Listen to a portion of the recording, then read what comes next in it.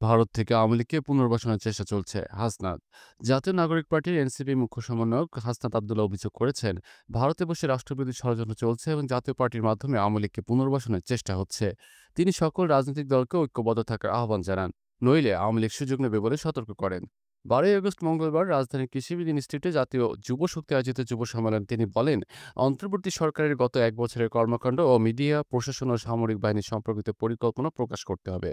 তার দাবি, প্রশাসনের চরিত্রে কোনো পরিবর্তন আসেনি এবং 5 আগস্টের পর বঞ্চিত নামে একটি গোষ্ঠী প্রশাসনকে নিয়ন্ত্রণে নিয়েছে। ডিজিএফআই প্রসঙ্গে তিনি বলেন, সংস্থাটি রাজনৈতিক দলগুলোকে মুখোমুখি দাঁড় করাতে ব্যস্ত এবং এ সংস্কার বা নিষিদ্ধ করা প্রয়োজন। এছাড়া সার্জিসের বিরুদ্ধে মামলা জাতির জন্য বার্তা বলে মন্তব্য করে তিনি অভিযোগ করেন, তারেক রহমানপন্থী নেতারা তাদের নিয়ে অশালীন মন্তব্য করছেন, যা শীর্ষ পর্যায় থেকে প্ররোচিত হতে পারে।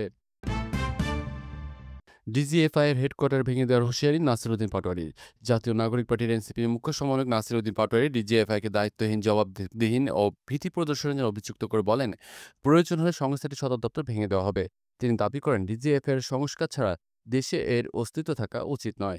12ই আগস্ট মঙ্গলবার রাজধানীর খামারবাড়িতে জাতীয় যুব সম্মেলনে তিনি হুঁশিয়ারি দেন, ফেব্রুয়ারিতে সংস্কার শেষ না করে নির্বাচন হলে তা বাতিলের দাবি উঠবে এবং সরকারের প্রতি শহীদদের রক্তের ঋণ ফেরত দেওয়ার আহ্বান জানান।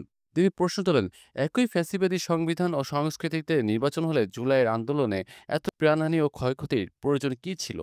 সংবাদ মাধ্যমকে হাসিনা মাধ্যম বলে আখ্যা দিয়ে তিনি অভিযোগ করেন, গণ অভ্যুত্থানের পরও মিডিয়া জনগণকে ধোঁকা দিচ্ছে এবং সম্পাদকরা লজ্জাহীন আচরণ করছেন।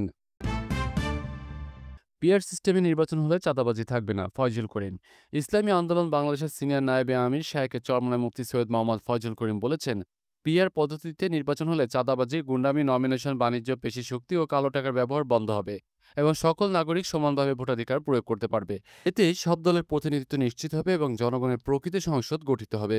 12ই আগস্ট মঙ্গলবার কিশোরগঞ্জের শোলাকিয়ায় অনুষ্ঠিত এক গণসমাবেশে তিনি পিআর পদ্ধতিতে নির্বাচন, রাষ্ট্র সংস্কার এবং জুলাই আন্দোলনে গণহত্যার বিচারে 3 দফা দাবি তুলে ধরেন।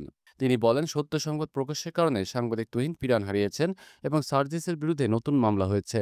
এছাড়া সাদাপাতা লুটপাটের ঘটনায় তিনি পরিবেশ উপদেষ্টার ব্যর্থতার অভিযোগ করেন। চাঁদা তুললে পুরস্কার, ধরা পড়লে বহিষ্কার ও ভাইরাল হয়ে গ্রেফতার ফয়জুল করিম। ইসলামী আন্দোলন বাংলাদেশের সিনিয়র নায়েবে আমির মুফতি সৈয়দ মোহাম্মদ ফয়জুল করিম অভিযোগ করেছেন, বিএনপি চাঁদা তুললে পুরস্কার, ধরা পড়লে বহিষ্কার আর ভাইরাল হলে গ্রেফতার, এই নীতি মেনে চলছে। তিনি দাবি করেন, দলটি সারা দেশে লুটপাটের রাজত্ব কায়েম করেছে এবং সিলেটে শত শত কোটি টাকার সাদা পাথর লুট করেছে।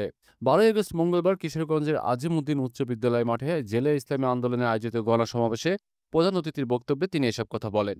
রাষ্ট্র সংস্কার, গণহত্যার বিচার ও সংখ্যানুপাতিক পিআর পদ্ধতিতে নির্বাচন, এই 3 দফা দাবিতে আয়োজিত এই সমাবেশে তিনি বলেন, দেশের 71% মানুষ পিআর পদ্ধতি চায়, যা সব দলের সংসদে প্রতিনিধিত্ব নিশ্চিত করবে। তিনি আরও জানান, জুলাই অভ্যুত্থান শুধু নির্বাচনের জন্য হয়নি, বরং সংস্কার, অপরাধীদের বিচার ও ন্যায়সঙ্গত নির্বাচনের জন্য হয়েছে। ধানের শীষে ভোট দিয়ে দেশ গড়ার সুযোগ দিন, তারেক রহমান। তারেক রহমান আসন্ন জাতীয় নির্বাচনে বিএনপিকে দেশ গড়ার সুযোগ দেওয়ার আহ্বান জানিয়েছেন। আন্তর্জাতিক যুব দিবসে লন্ডন থেকে ভার্চুয়ালি যুক্ত হয়ে তিনি বলেন, ধানের শীষে ভোট দিলে নিরাপদ, সমৃদ্ধ ও কর্মবান্ধব বাংলাদেশ গড়ে তোলা সম্ভব। তিনি প্রযুক্তি নির্ভর ও দক্ষ যুবশক্তি তৈরির জন্য বিএনপির কর্মপরিকল্পনা তুলে ধরেন, যেখানে প্রযুক্তিগত শিক্ষা, এআই, কারিগরি দক্ষতা ও খেলাধুলাকে গুরুত্ব দেওয়া হয়েছে। এদিকে বিএনপি মহাসচিব মির্জা ফখরুল ইসলাম আলমগীর অভিযোগ করেন, বিএনপির সম্ভাব্য সরকার গঠনের আশঙ্কায় পরিকল্পিত মিথ্যাচার চালানো হচ্ছে। তিনি নেতাকর্মীদের সুষ্ঠু, নিরপেক্ষ ও অবাধ নির্বাচন নিশ্চিতে সচেতন থাকার আহ্বান জানান।